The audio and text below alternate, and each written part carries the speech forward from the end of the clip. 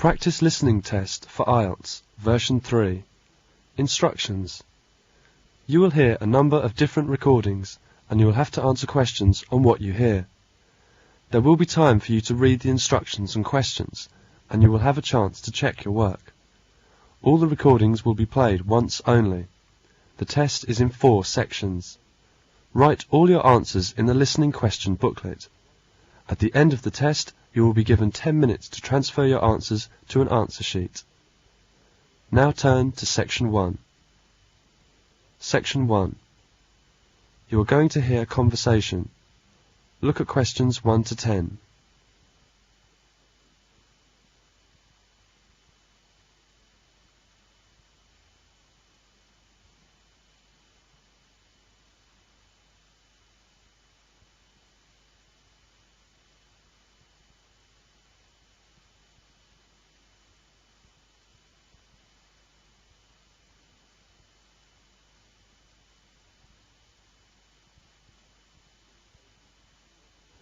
Now listen to the conversation and answer questions 1 to 10.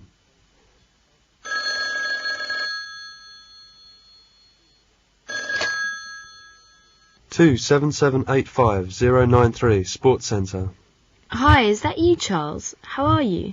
Fine, thank you. And you? Linda, I'm so glad that you phoned. How's your art study in London? Fine.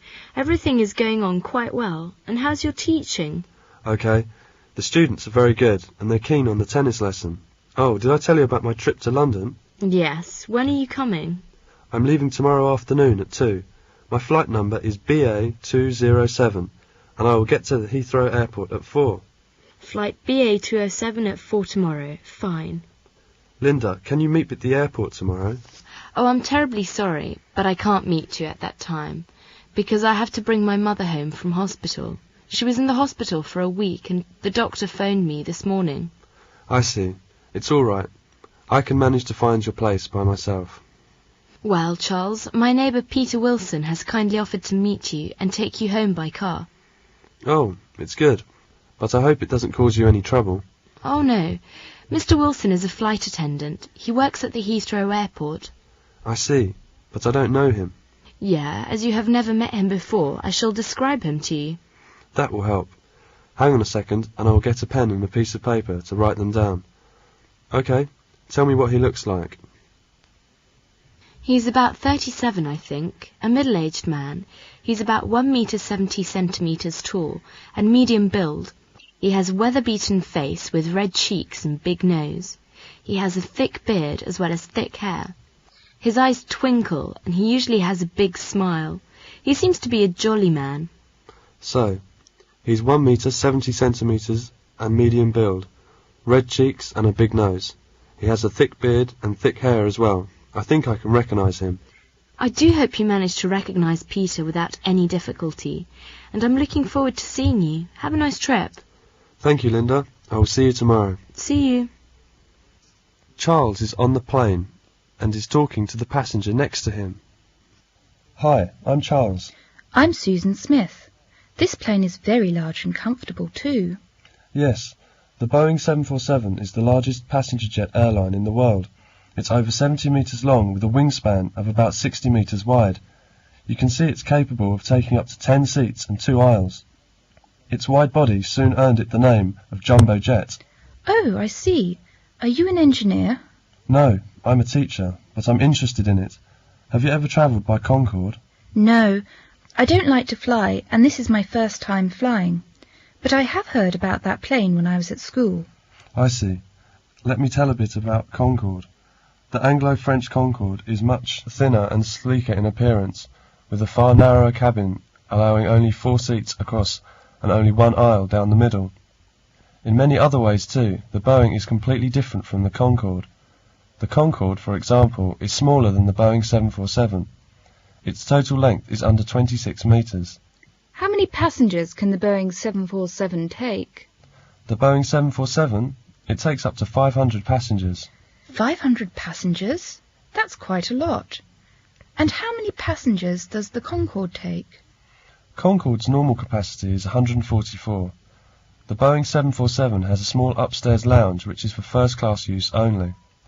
The Boeing's flight deck is also on the second floor, in front of the lounge. Both aircraft are similar in that they have 4 powerful engines. However, while there are 2 turbofan engines at the front of each of the Boeing's wings, there are 2 turbojet engines at the rear of each of Concorde's delta-shaped wings. That's very interesting. What's the speed of Concorde? The Concorde's great advantage is its speed. It is capable of flying long distances at supersonic speed.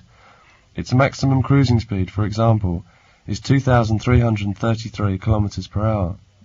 Compare with the Boeing 747-978 km per hour. Thus, the Concorde can half the time normally taken for journeys by the Boeing 747 and other conventional aircraft. It's very nice to hear all this. I have learned something. Oh, we're moving now.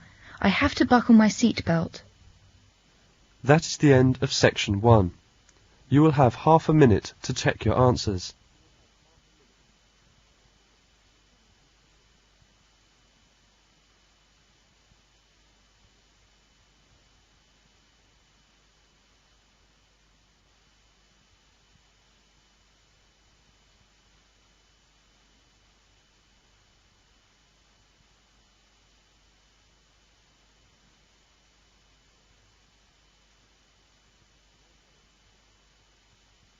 Now turn to section 2.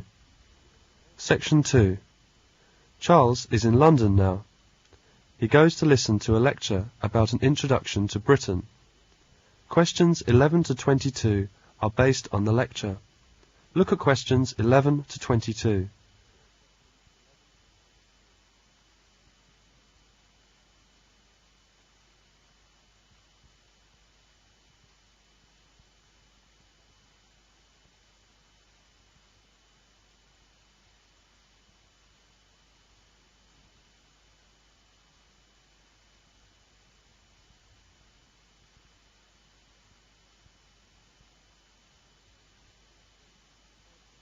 Now listen to the lecture and answer questions 11 to 22.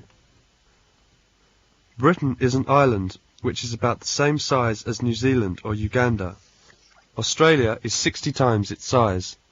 It's just under 1,000 kilometres from north to south and about 500 kilometres across at its widest part.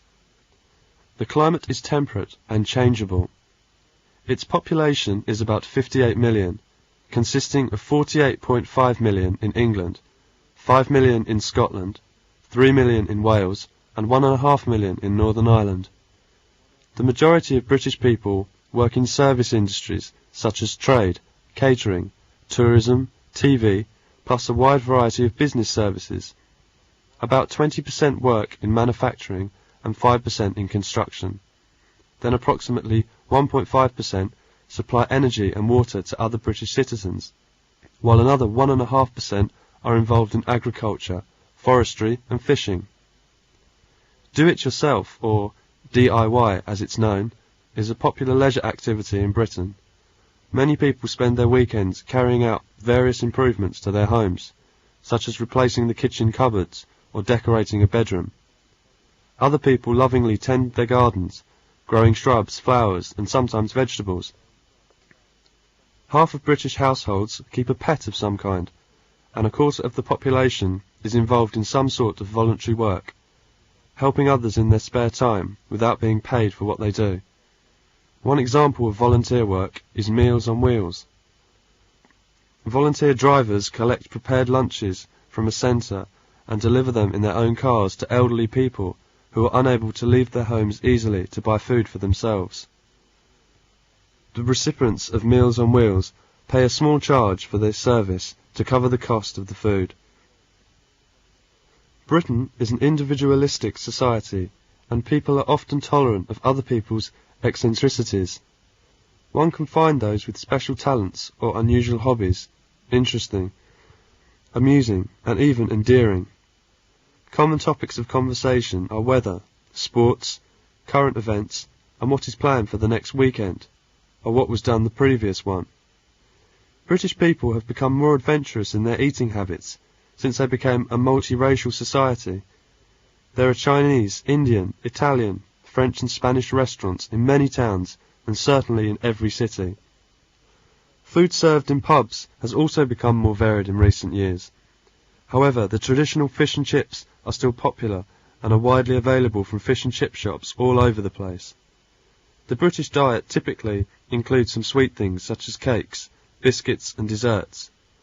Many people struggle with the weight problem as a result. Newspapers in Britain can be divided into two main types, popular and serious. Popular papers are physically smaller and are more sensational in their reporting of the news. They are called tabloid papers. Serious newspapers are larger and attempt to report current events in a more analytical way. They are called broadsheet papers. Each newspaper has its own political affliction or bias. The Times, for example, generally supports the Conservative Party, whereas the Daily Mirror supports the Labour Party. Compulsory education begins at the age of 5 and finishes at the age of 16, with some students continuing their schooling until the age of 18, when they enter some form of higher education. The exams taken at age 16 are called GCSE, short for General Certificate of Secondary Education. Students often take 8 or 9 subjects at the GCSE level. The exams taken by 18-year-olds are the A level, short for Advanced Level. In general, only 3 subjects are studied at A level. Divorce is becoming increasingly common in Britain nowadays, and many non-married people cohabit or live together without getting married. There is a preference for smaller families, with the average household size being about 2 to 4 people. Approximately 70% of people own or are buying their own homes. Most people live in houses rather than flats. About 4 out of 5 choose to live in houses.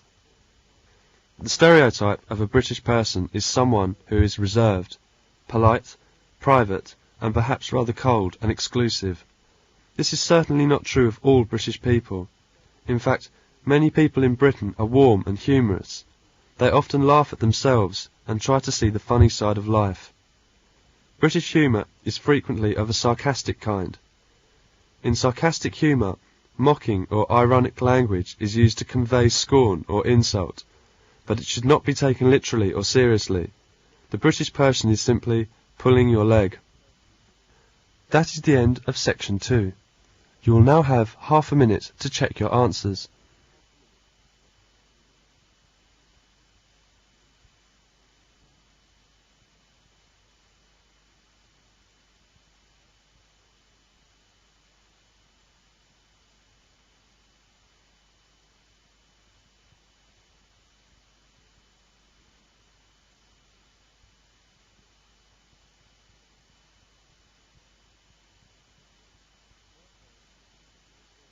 Now turn to Section 3.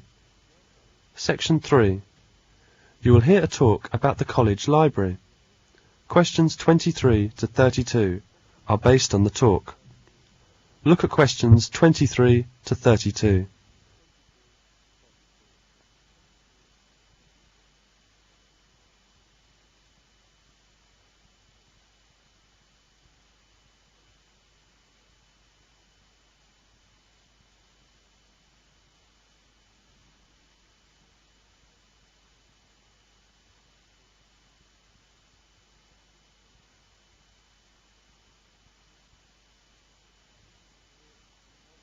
Now listen to the talk and answer questions 23 to 32. Welcome to the College Library Services. We have a well-stocked bank of resources which are in 2 main locations. One is the library itself, with books and periodicals. The other is the Self-Access Language Centre, with audio and video material. I'll start with the library, as you have to pass through it in order to reach the other one. The library provides study places for about 400 readers.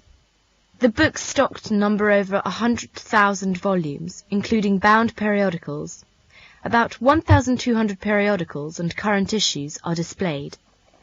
We have 2 main sections for books and another for periodicals and journals. The books are in 2 categories, those for general loan and those for reference. General loan books are all on the first floor, and they can be borrowed for 3 weeks by full-time students. Upstairs you will see our reference section. The reference section includes current abstracts and index journals, general and special bibliographies, indexes, general English and European language encyclopedias, a complete set of British standards, substantial collections of British government publications, and sets of maps of Scotland, all in addition to other reference material of a general and specialised interest. As you know, reference books may not be taken out of the library under any circumstances. The library tries to provide as full selection as possible of supplementary reading material. Students are expected to buy prescribed textbooks, and copies of these are usually only held in the reserve collection on the ground floor for study use, only within the library. They can't be taken out of the library. An inexpensive photocopy service is provided in the library, and facilities are available to produce enlarged copies from microforms. Other equipment available includes microfilm readers, engineering drawing boards, a light table, tape slide units, and typewriters. Prospective students will be admitted to the library during the summer vacation if the college has made a firm offer of a place and the student has accepted it. The college library will also admit pupils from local schools who are following 6-year study courses. Various guides and leaflets are available to explain particular aspects of the library services and particular areas of its stock. Copies of these are freely available to anybody interested in using the college library. The library opens from 8:30 a.m. to 9 p.m. Monday to Friday, and 9:30 a.m. to 12 p.m. on weekends and holidays. That is the end of section 3. You now have half a minute to check your answers.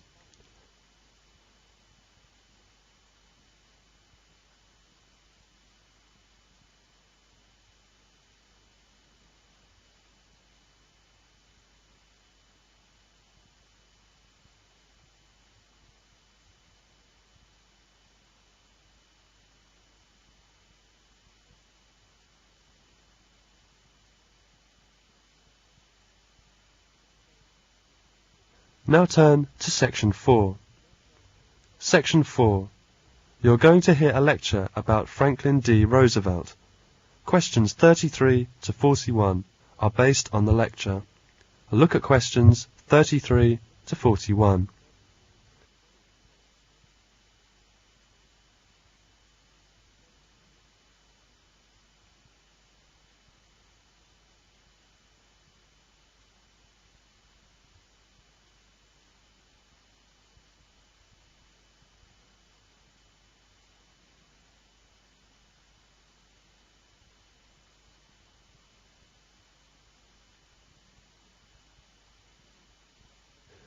Now listen to the lecture and answer questions 33 to 41. Franklin D. Roosevelt was 32nd President in American history. Franklin Roosevelt was born in 1882 at Hyde Park, New York. He attended Harvard University and Columbia Law School. In 1905 he married Eleanor Roosevelt. Franklin Roosevelt entered public service through politics, but as a Democrat. He won election to the New York Senate in 1910. President Wilson appointed him Assistant Secretary of the Navy, and he was the Democratic nominee for Vice President in 1920. In the summer of 1921, when he was 39, he was stricken with poliomyelitis. Demonstrating indomitable courage, he fought to regain the use of his legs, particularly through swimming.